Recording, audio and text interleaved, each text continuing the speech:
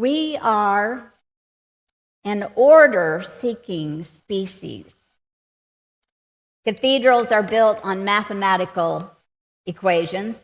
Music is written on mathematical configurations. The spiral design in a shell is a mathematical calculation. It was once thought that one was closer to the divine, to God, when order was created out of chaos. Lately, I've been wondering how many UUs are closer to God. It seems to me the more our society spins out of control, the more our friends and members strive to take control of as much as possible. Everything from how to set the tables for the auction luncheon to how we gather the offering on a Sunday morning, all of that has elicited strong comments from one another. I've asked myself, where is this coming from? Such strong opinions. In a June 29th article titled, Why We Crave Control, the Psychology Behind Modern Anxiety, the author Daria Bailey wrote, this need for control, it's universal. Control is one of the most deeply rooted psychological needs. In a world where unpredictability dominates, from algorithms deciding what we see to global uncertainty, our craving for control has never been more apparent. Yet this desire may be fueling a modern mental health crisis. What is it about control that calms us, and why does the absence of it produce such anxiety? Bailey continued, when grounded, is not a bad thing. It becomes harmful, however, when it replaces trust. Trust in others, trust in the process, trust in imperfection.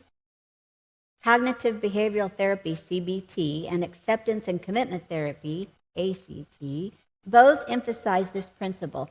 We do not need to control everything to be well.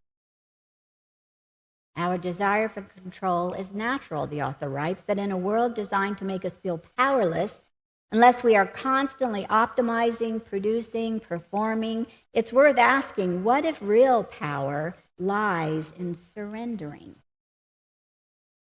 Surrendering what we can't hold. The mind, when untethered from obsession with control, is capable of clarity,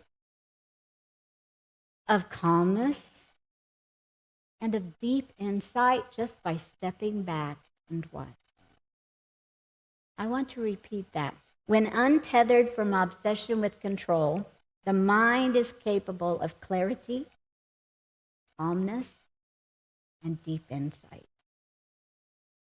But this only happens when one pauses to make a commitment to not having every personal demand fulfilled, but stepping back to make space for trust. Trust in the insight of others, trust in the process, trust that all will be well, even if the lobby looks cluttered on occasion. Yes, let's smile or chuckle a little, because that's another one. The lobby is cluttered. Take a breath. Look around this room. This space is beautiful, not because the benches are covered in orange upholstery, which is another thing someone brought up to me lately. Look at those orange benches. They're so ugly. Can't we do something? But this space is lovely, not because of that wood ceiling, not the round space, not the orange benches. It's lovely because the faces and the bodies that are sitting here, this is a lovely space, and the faces and the bodies that are watching us, that's what makes this a beautiful space. All right, before I move on, I have one final word. Chuck and Ed, they work together and do jazz pieces. Beautiful, powerful jazz pieces. I'm no musician, but from what I understand, the beauty of jazz is that the notes aren't written in stone or properly situated in the space here or on the line here. But those notes seem to flow happily as one musician works with another musician, trusting that the music is made better by one another's accompaniment. So that's all I'm going to say about this need for control.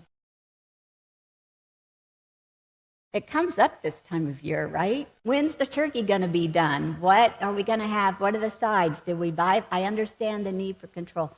But let's step back and take a breath and let chaos be chaos at times.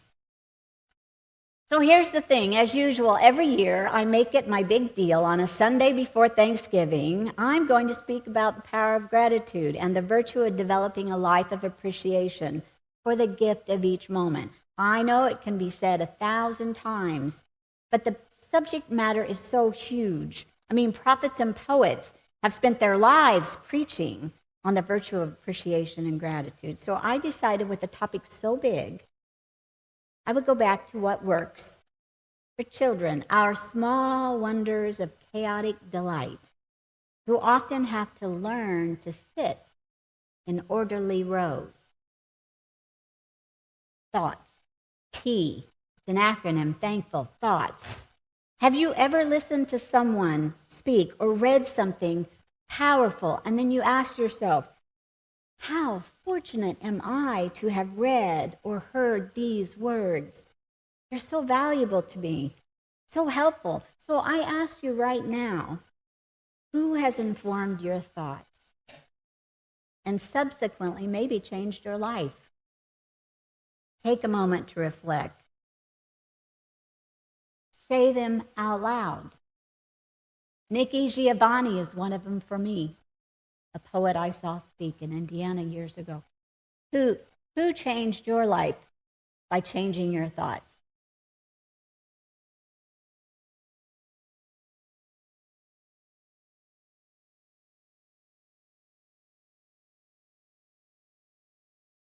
Poppy. Mary Olive.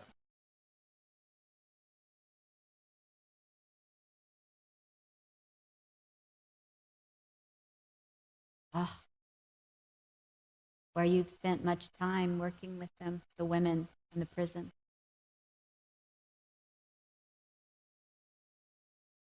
Thank you. So, T, thoughts. There are so many to list. We could spend all day, all week, counting all the ways people have changed our thoughts or added something to our thoughts. H, happiness. Happiness is not a state to arrive at, but a manner of traveling, wrote Margaret Lee Runbeck, an American author. So a research study out of Harvard Medical School found that when folks focused on gratitude, they became happier. This gratitude can be thankfulness for other people. For entities in the natural world, we can be grateful for someone. We can be grateful for the blossoms, for the trees, for a higher power or spirit, or awe-inducing mystery, praying or meditating on gratitude in the present moment, no matter what exists in this present moment, fosters happiness. I hate going to the dentist. I hate it. I know I'm not alone. So when I am in the chair enduring one of the many cleanings, right, I have a mantra. I'm grateful for dental care. I'm grateful for dental care. I'm grateful for dental care. Although that mantra does not make me happy, it sustains me until I am happily walking out of the dental office.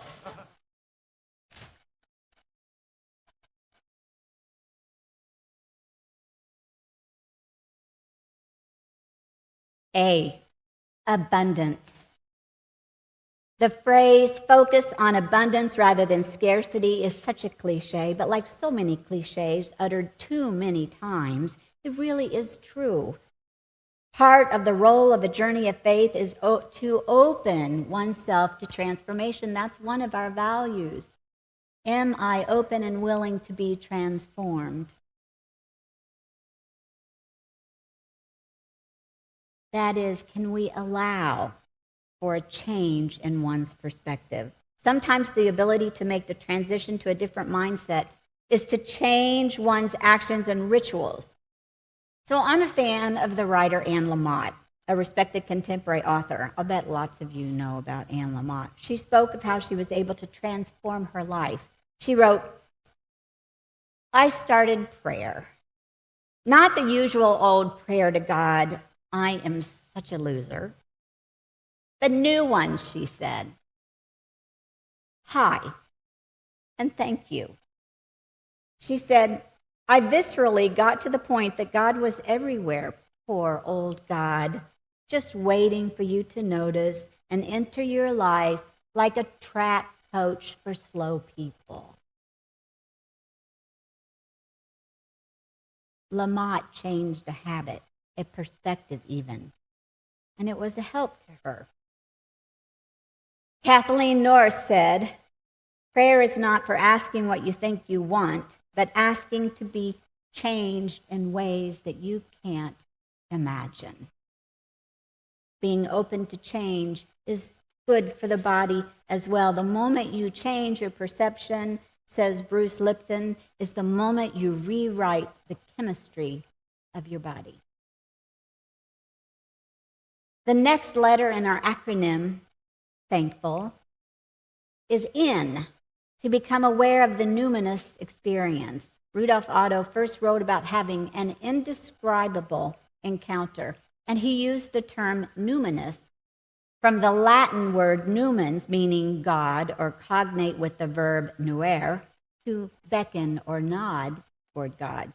Whether you attribute a breathtaking times 100 experience to a divine source or not, we recognize that these things occur.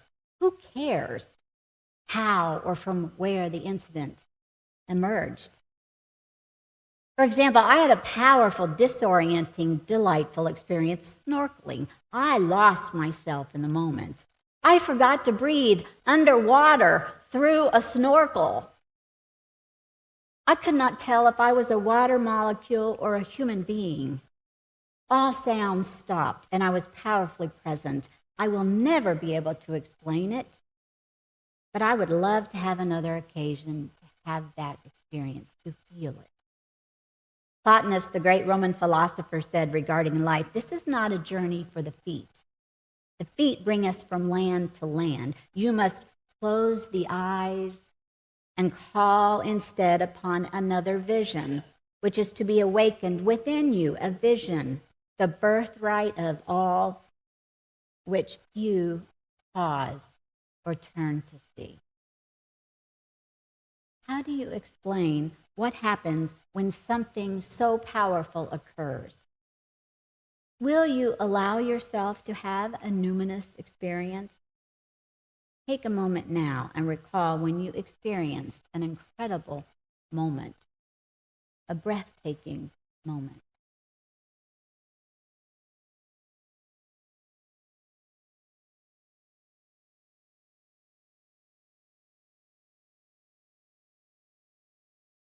Unitarian Universalist professor and minister, the Reverend Dr. Mark Morrison Reed, claimed that Unitarian Universalists do a disservice by remaining demure and rigid on Sunday services. He says we could learn a great deal from folks who allow feeling and emotion to flow through their bodies on a Sunday morning. He says we need to be open to more ritual, which more often than not can provide experiences that can be felt, but sometimes not explained.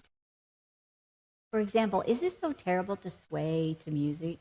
I know when the drummers come, I thought, oh, I'd like to call him and say, you should see these UUs dancing around. But we don't have to wait until drummers are in the sanctuary. Anytime you feel like it, dance. If you feel like crying, this is a sacred space. If you feel like yelling, amen, all right, this is a sacred space. Be you. The 14th century English mystic Julian of Norwich, considered to be the first woman to have written a book in English, and the book was titled Revelations of Divine Love. She based her work on a series of visions she experienced. Maybe you recall her most famous quote. Does anybody here know this famous quote that starts with all? All will be well. All will be well. Actually, it's all shall be well. All shall be well. All shall we be well. In all manner of things, all shall be well. The phrase reflects a message of hope and trust that there is an underlying peace and divine love that transcends chaos. We could all use that assurance right now, couldn't we? Kindness, K. What more can we do to make the world a gentler, kinder place? That old random act of kindness idea is as important today as it was when Ann Herbert coined the phrase in 1982 and published it in a book in 1993. Can we ever have too much kindness? Forgiveness, F. For ourselves and others, may we be grateful when we can forgive or let go of judgment of past hurts and grudges, even when love demands hard boundaries. May we find strength in forgiveness. Might we take a moment for silent prayer or quiet reflection? I didn't do it after joys and sorrows, but I wanted to pause. Spirit of life, help us to remember that we are made of stardust. Each one of us made of the material that burns hot enough to light up the skies and bright enough to unveil the pain and confusion within chaos. Calm us. Help us to breathe when we forget how to breathe in and then out. Lighten a burdened chest. Be thou our strength to locate forgiveness for ourselves and others, but only when the time is sufficient. Amen. Ashe. And may it be so. Let us be grateful for the unloved, this is the next view, unexpected, the unplanned parts of ourselves. An old Greek tale titled The Antler Story follows. So maybe you don't like the way your hips look. Maybe you don't like the way your feet look. Maybe you don't like the way your ears stick out. We all have them, right? So the unplanned parts of ourselves. There's an old Greek tale titled The Antler Story. There was a large buck who gazed into a pond. He was drinking from this body of water. He admired his antlers, but he hated those skinny legs. He looked at those legs with disgust until he heard a gunshot and felt a bullet whiz by his head. He took off like a flash up the side of a hill. As he ran, his antlers got stuck in the limbs. But he took off. His legs forged ahead and carried him, even though his antlers bumped a few times. He got to safety. He learned how to appreciate what he did not like about himself. We can learn a great deal about appreciating the unappreciated parts of ourselves. We can also learn to overcome the unplanned events in our lives, be they joyful or painful. We are here this morning in spite of or because of those unplanned parts and unplanned events. Every person has a call, an invitation to bring all of who we are to the spiritual search, says Reverend Susan Sparks from a book titled Laugh Your Way to Grace. She continued, that includes the things that don't fit the mold, the tears, the anger, the joy, the laughter. Which brings me to the last one, L, for laughter. In hell, there is no hope and no laughter. In purgatory, there is no laughter, but there is hope. In heaven, hope is no longer necessary because laughter reigns. Those words were written by the poet Dante Alighieri, born in 1265 in Florence, Italy, author of the Divine Comedy. I have said it before, and I'm going to say it 1,000 more times before my time serving you all is over. Let laughter be a permanent part of your spiritual practice. It is healing for the heart and the mind. So I'm going to help you get started before I finish this morning. You know you are a Unitarian Universalist if you think the Holy Trinity is reduce, reuse, and recycle. You come to service to get your answers questioned. You know you are a Unitarian Universalist if you think Millard Fillmore is the greatest president of all time. He was Unitarian.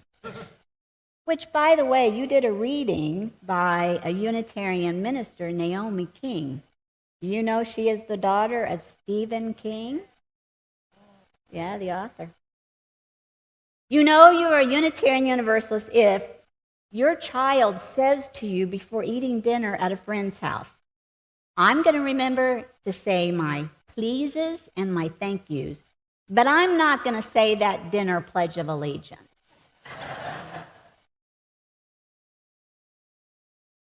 Thank you for participating in a spiritual practice that I value. So I'm going to review.